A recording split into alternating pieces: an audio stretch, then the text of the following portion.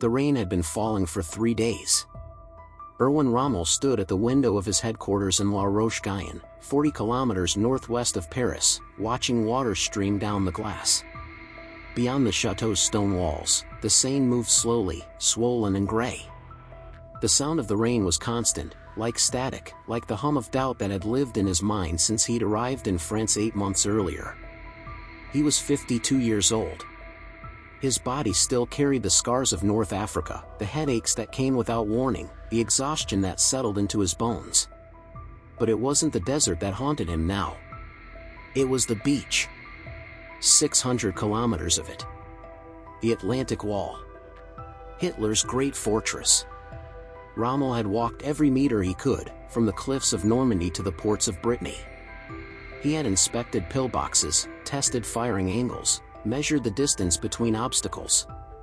He had ordered millions of mines laid, thousands of stakes driven into the sand, steel hedgehogs welded and planted below the tide line. And he knew it wasn't enough. He turned from the window. On his desk lay a stack of reports, troop movements, supply requisitions, weather forecasts. Beneath them, a letter from his wife, Lucy. He hadn't opened it yet. He would, later, when the day's weight had settled and he could afford to think of home. But home felt like a fiction now. There was a knock at the door. Herein. Captain Helmuth Lang entered, holding a folder. Lang had been with Rommel since Africa, a quiet man who understood when to speak and when to remain silent. He set the folder on the desk without a word. Rommel opened it. Inside were reconnaissance photographs, grainy images of the English Channel, taken from high-altitude flights. Ships. Hundreds of them.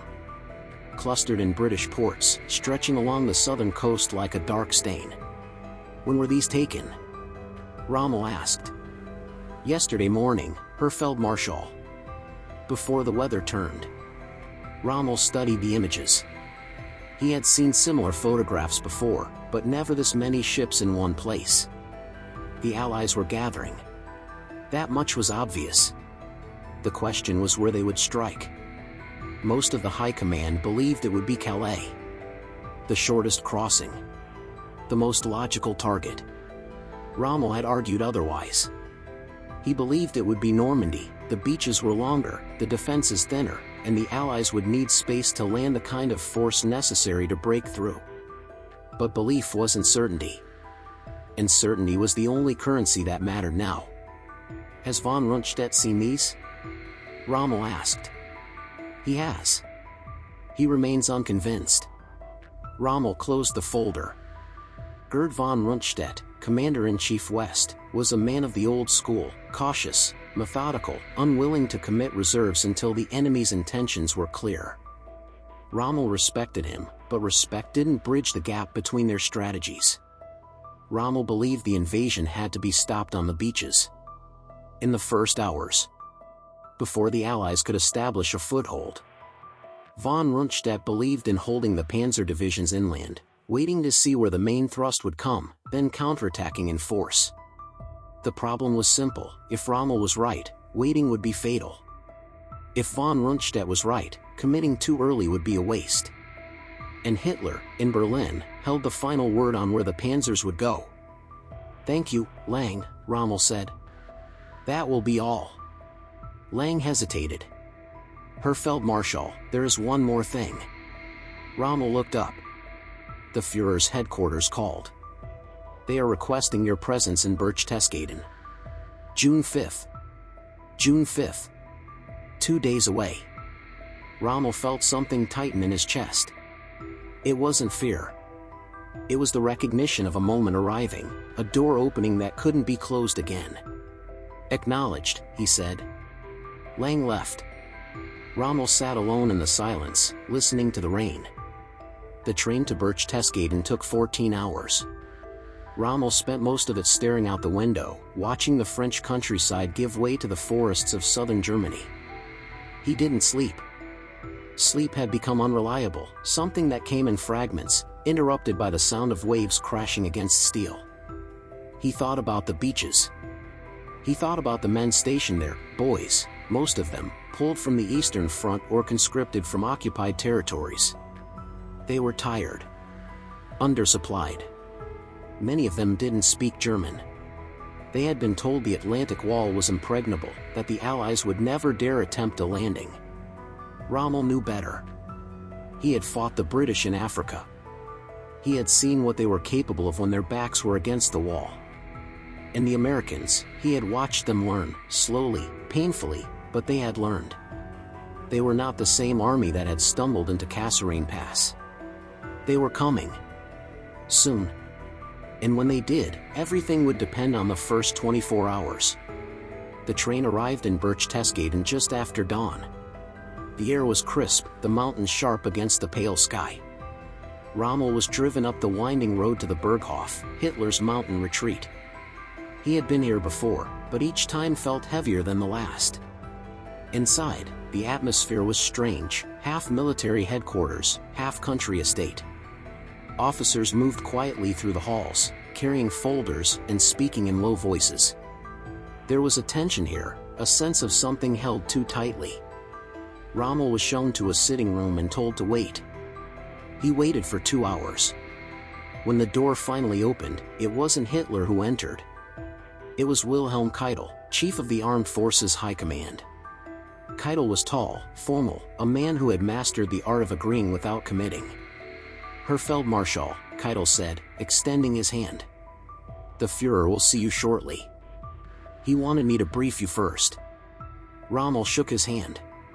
Brief me on what? Keitel gestured to a chair. Rommel remained standing. The Führer is concerned, Keitel said carefully, about the placement of our armored reserves. He has received conflicting recommendations. Von Rundstedt believes they should remain centralized. You believe they should be moved forward, closer to the coast. That's correct. The Führer wants to understand your reasoning. Rommel met his gaze. My reasoning is simple. If the Allies land, they will have total air superiority. Moving panzer divisions in daylight will be suicide. They need to be close enough to counterattack immediately, within hours, not days. Keitel nodded slowly. And if we commit them to the wrong sector? Then we lose. But if we don't commit them at all, we lose faster. Keitel was silent for a moment. Then he said, the Führer values your opinion, Herr Feldmarschall. But he also values caution. Rommel felt the weight of those words. Caution. In war, caution was another word for hesitation. And hesitation was death. I understand, Rommel said. Keitel left. Rommel waited another hour. When Hitler finally received him, it was in a small study overlooking the mountains. The Führer sat behind a desk, his hands folded, his face pale and drawn. He looked older than Rommel remembered, thinner, more fragile, as if the war had begun to hollow him out from the inside. Rommel, Hitler said, gesturing to a chair. Sit. Rommel sat. Hitler studied him for a long moment, saying nothing. Then he spoke, his voice quiet, almost reflective. You believe they are coming? Yes, mein Führer. And you believe it will be Normandy? I do. Hitler leaned back. Von Rundstedt disagrees. He believes Calais is the more likely target. Von Rundstedt is a brilliant strategist, Rommel said carefully. But he has not walked those beaches. I have. Hitler's eyes narrowed slightly. And what did you see? Rommel chose his words with precision. I saw a coastline that is long, exposed, and difficult to defend without mobile reserves. I saw obstacles that will slow them, but not stop them. I saw men who will fight, but who cannot hold indefinitely without reinforcement. And the panzers? The panzers are our only chance. But they must be close. If we wait to move them until after the landing, the Allies will destroy them from the air before they ever reach the front. Hitler was silent. Outside, the wind moved through the trees. You are asking me, Hitler said slowly, to gamble everything on your intuition. Rommel met his gaze. I am asking you to trust the man you sent to defend that coast. The room was very still. Hitler stood, walking to the window. He looked out at the mountains, his hands clasped behind his back. "If you are wrong," he said, "we will have weakened our defenses everywhere else. The Allies could strike at Calais, or Brittany, or anywhere along the coast, and we will have committed our strength to the wrong place." "Yes, mein Führer." "And if you are right?" Rommel stood as well. "If I am right, we will have a chance to throw them back into the sea. But only if we act immediately. Only if the panzers are there when they land." Hitler turned to face him. For a moment, something flickered in his eyes, doubt, perhaps, or recognition. "I will consider your recommendation," Hitler said. It wasn't a yes. It wasn't a no. It was the answer Rommel had expected. And it was the answer that would decide everything. Rommel left Berchtesgaden on the evening of June 5th. The drive back down the mountain was slow, the car's headlights cutting through gathering darkness. He sat in the back seat, his briefcase on his lap, watching the trees slide past. The meeting with Hitler replayed in his mind, not the words, but the pauses between them. The hesitation. Hitler had not given him the panzers. Not yet. The train south was scheduled to depart at midnight. Rommel would return to France by morning, back to La Roche-Guyon, back to the waiting. But something had shifted. He felt it in his chest, a tightness that hadn't been there before. He had made his case. He had laid out the logic, the necessity, the risk of inaction. And Hitler had said he would consider it. In war, consideration was a luxury no one could afford. At the station, Rommel boarded the train alone. Lang had remained in France to oversee daily operations. The compartment was small, Spartan, a narrow bed, a single lamp, a window that looked out onto the empty platform. Rommel sat on the edge of the bed and opened his briefcase. Inside was the letter from Lucy, still unopened. He held it for a moment, feeling the weight of the paper, then set it aside. Not yet. He pulled out a map instead, a detailed chart of the Normandy coastline. He had studied it 1,000 times, but he studied it again now, tracing the beaches with his finger. Utah. Omaha. Gold. Juneau. Sword. 5 beaches. 50 kilometers of sand. If the Allies came here, they would come in force. Thousands of ships. Tens of thousands of men.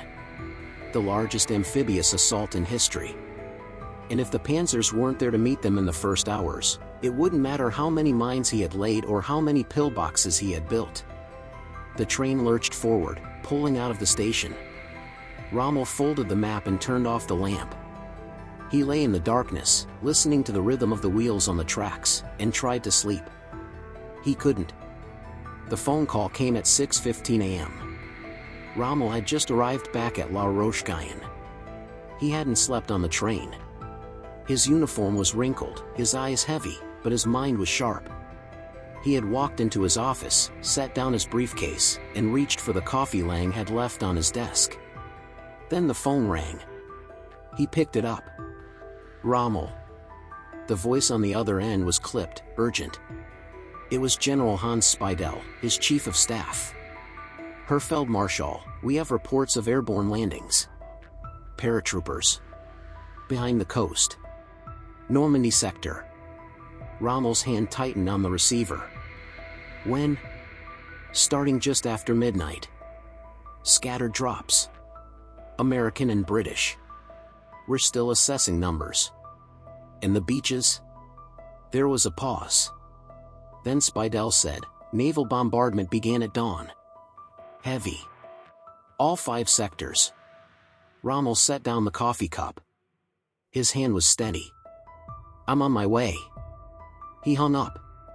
For a moment, he stood perfectly still. The room was quiet. Outside, birds were singing. The rain had stopped sometime during the night, and the morning sun was breaking through the clouds. It had begun. The drive to the coast took 4 hours. Normally, it would have taken 2, but the roads were clogged with refugees, supply trucks, and units trying to move forward under constant air attack.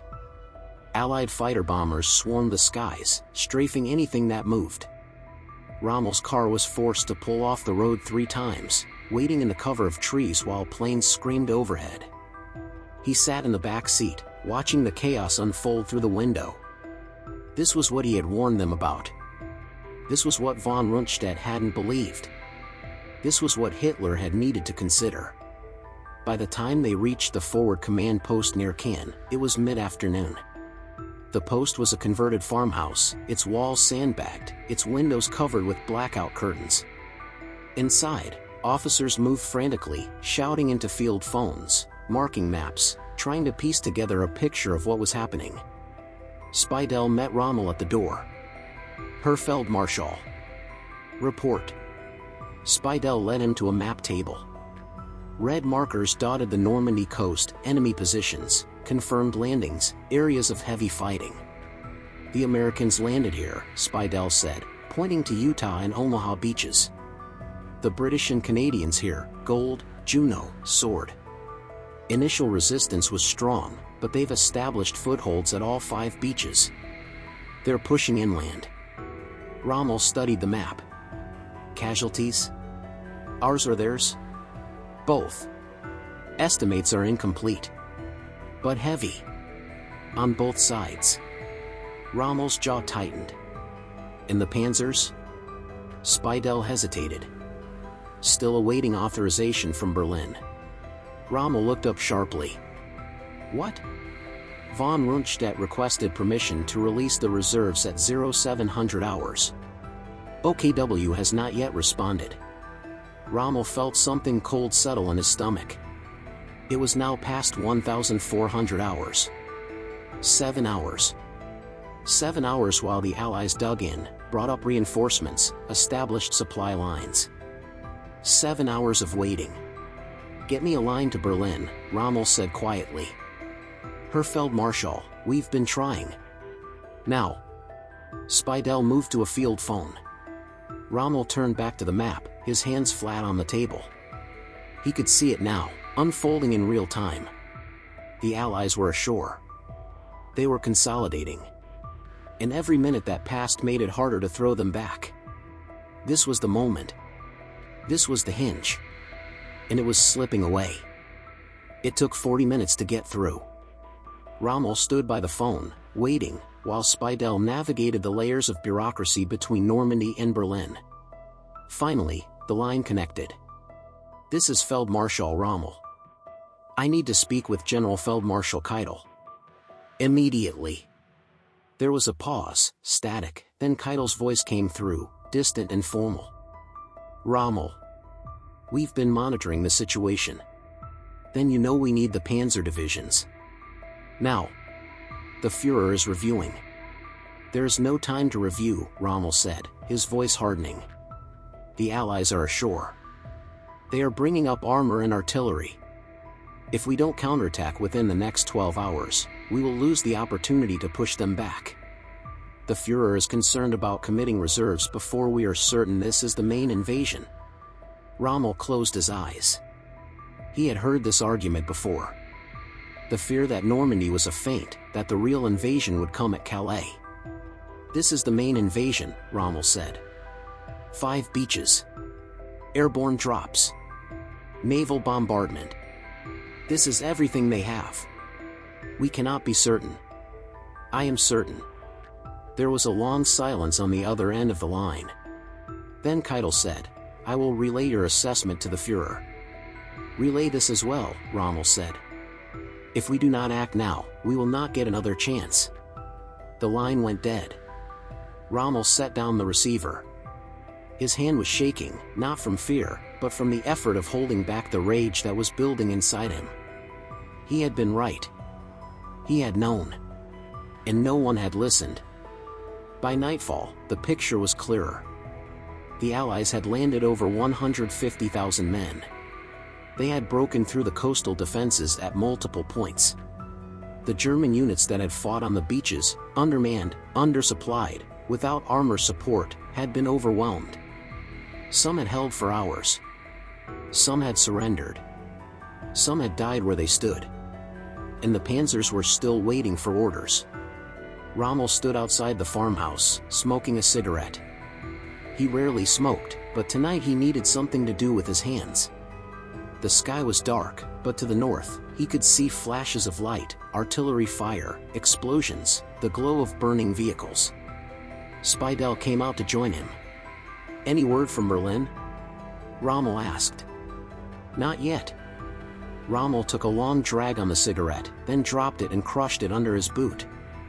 "They've lost the war," he said quietly. Speidel looked at him. "Herr Feldmarschall?"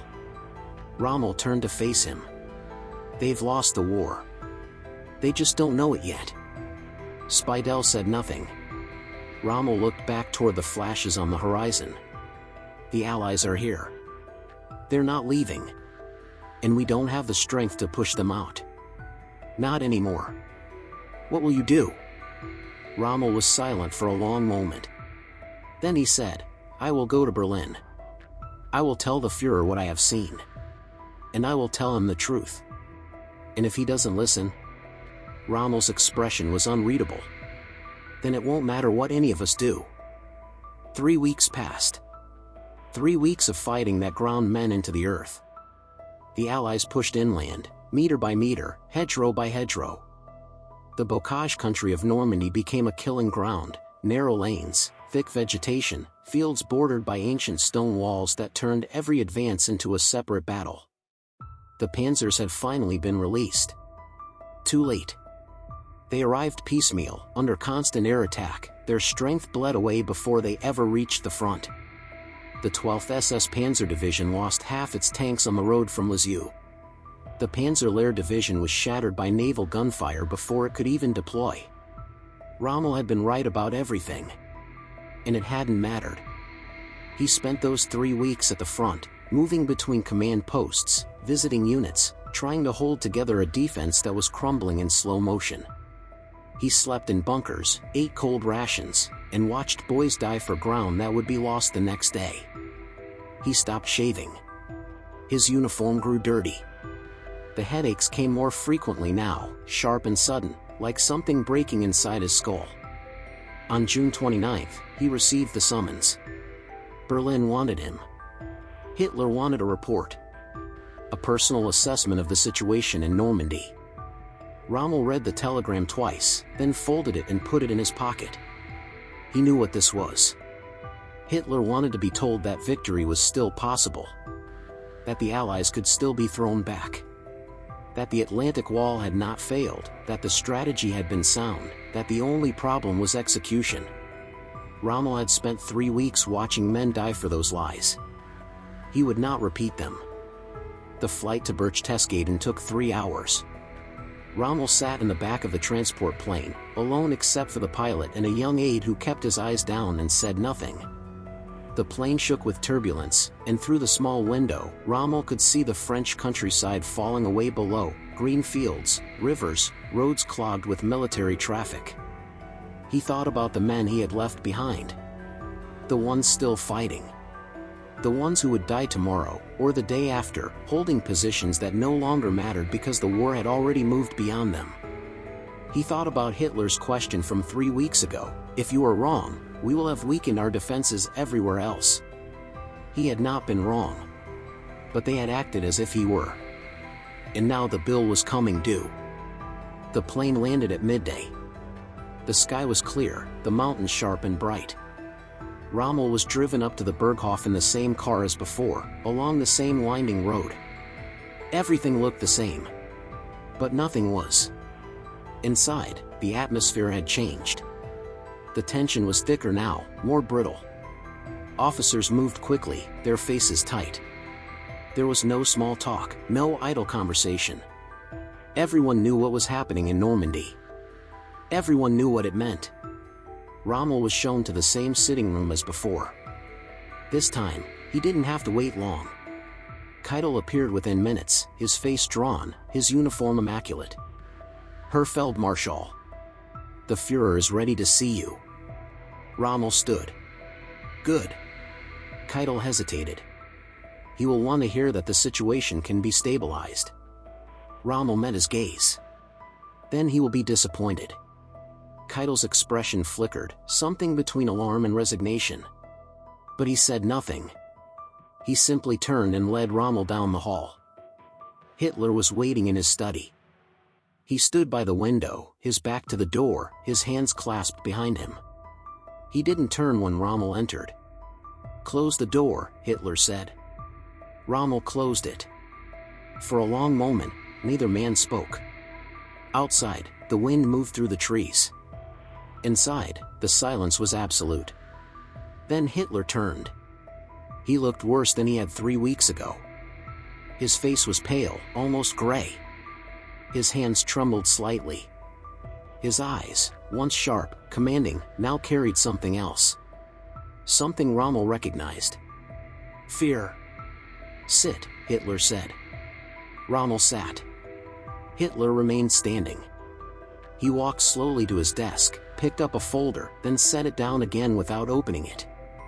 "I have read the reports," Hitler said. "From von Rundstedt. From Speidel. From the division commanders." He paused. "Now I want to hear it from you." Rommel chose his words carefully. "The Allies have established a lodgment. They control approximately 80 kilometers of coastline. They are bringing in reinforcements faster than we can contain them. Our counterattacks have failed. Why? Because we did not have the strength in place when they landed. Because the panzers arrived too late. Because we are fighting under total enemy air superiority." Hitler's jaw tightened. "You are saying we cannot win." "I am saying we cannot win there," Rommel said. "Not in Normandy. Not anymore." Hitler's eyes narrowed. "Then what do you propose?" Rommel leaned forward slightly. "We withdraw. We establish a new defensive line further inland. We conserve our strength. We force the Allies to overextend their supply lines. And we negotiate." The word hung in the air like a gunshot. Hitler stared at him. "Negotiate?" "Yes, Mein Führer." "With whom?" "With the British. With the Americans. Before they reach the Rhine. Before Germany is destroyed." Hitler's face darkened. "You are suggesting surrender." "I am suggesting survival." Hitler slammed his hand on the desk. The sound echoed through the room. "There will be no surrender. There will be no negotiation. We will fight until the enemy is broken or we are." Rommel didn't flinch. He had expected this. He had known what Hitler's response would be. But he had come here to say it anyway. "Mein Führer," Rommel said quietly, "I have spent 3 weeks at the front. I have seen what is happening. The men are fighting bravely. They are dying bravely. But they are dying for nothing. Because we do not have the resources to stop what is coming." Hitler turned away, his hands shaking. "You have lost your nerve." "No," Rommel said. "I have lost my illusions." The room went silent. Hitler stood with his back to Rommel, staring out the window. His breathing was audible now, shallow and uneven. Then he spoke, his voice low, almost a whisper. "If we negotiate, they will demand unconditional surrender. They will dismantle Germany. They will put us on trial. They will destroy everything we have built. If we do not negotiate," Rommel said, "they will do that anyway. The only difference is how many more will die first." Hitler turned slowly. His eyes were red, his face twisted with something between rage and despair. "Get out." Rommel stood. "Get out," Hitler said again, louder now. "Go back to France. Go back to your men. And do your duty." Rommel held his gaze for one more moment. Then he saluted, sharp, formal, final. "Jahl, Mein Führer." He turned and walked to the door. As his hand touched the handle, Hitler spoke one last time. "Rommel." Rommel stopped but didn't turn around. "You were right," Hitler said quietly. "About Normandy. About the panzers. About all of it." Rommel's hand tightened on the handle. "But it doesn't matter now," Hitler continued. "It's too late." Rommel opened the door and walked out. The flight back to France was silent. Rommel sat in the same seat, looking out the same window, watching the mountains give way to forests, then fields, then the coastline. He thought about Hitler's last words. "You were right. But it doesn't matter now." It was the closest thing to an admission he would ever get. The closest thing to an apology. And it was worthless. Because Hitler was right about one thing: it was too late. The war would go on. The men would keep fighting. The cities would burn. The Reich would collapse, piece by piece, until there was nothing left. And Rommel would go back to the front and do his duty, because that was all he knew how to do. But something had broken in that room. Not his loyalty. Not his courage. His certainty. For years, he had believed that if he fought hard enough, planned well enough, executed perfectly enough, he could change the outcome. He had believed in the power of will, of discipline, of tactical brilliance. But Normandy had taught him the truth. Some battles are lost before they begin. Some wars are decided not by the men who fight them, but by the men who refuse to see them clearly. And some moments, no matter how desperately you prepare for them, slip through your fingers like sand. Rommel returned to La Roche-Guyon on the evening of June 30th. Lang was waiting for him at the chateau, along with Speidel and a handful of staff officers. They stood when he entered, their faces expectant. "What did the Führer say?" Speidel asked. Rommel set down his briefcase. He walked to the window and looked out at the Seine, moving slowly in the fading light. "He said we will fight to the end." The room was silent. "And what did you say?" Lang asked quietly. Rommel turned to face them. His expression was calm, almost peaceful. "I told him the truth. And it didn't matter." Speidel stepped forward. "Herr Feldmarschall, what are your orders?" Rommel looked at each of them in turn, these men who had followed him through Africa, through Italy, through the impossible task of defending a coastline that could not be defended. "We continue," he said. "We hold as long as we can. We make them pay for every meter. And when the time comes, we do what we must to end this." No one asked what he meant by that. They already knew. 3 weeks later, on July 17th, Rommel's staff car was strafed by Allied fighters on a road near St. Foy de Montgomery. The driver was killed. Rommel was thrown from the vehicle, his skull fractured, his face torn open by shrapnel. He survived. But he never returned to command. On October 14, 1944, 2 generals arrived at his home in Herlingen. They gave him a choice: stand trial for conspiracy against Hitler, or take poison and die with honor. He chose poison. His death was announced as a result of his injuries from the air attack. He was given a state funeral. Hitler sent a wreath. But the men who had been with him in Normandy knew the truth. Rommel had told Hitler what needed to be said. And Hitler had made sure he would never say it again. In the end, it wasn't the battles that mattered. It wasn't the Atlantic Wall, or the Panzers, or the timing of the counterattack. It was the moment in that study, when one man told another the truth, and the other refused to hear it. That was the hinge. That was the instant when the war stopped being about strategy and became about pride. When survival became less important than the refusal to admit failure. Rommel had walked into that room carrying the weight of 3 weeks of death. He had laid it at Hitler's feet. And Hitler had turned away. Not because he didn't believe Rommel, but because believing him would have meant accepting that everything, the Reich, the vision, the 1,000-year dream, was already over. And so the war went on. For 11 more months. Millions more died. Cities burned. And in the end, Germany surrendered anyway. Unconditionally. Just as Rommel had said they would. But by then, Rommel was gone. And the only people left to remember what he had said were the ones who had been in the room when he said it.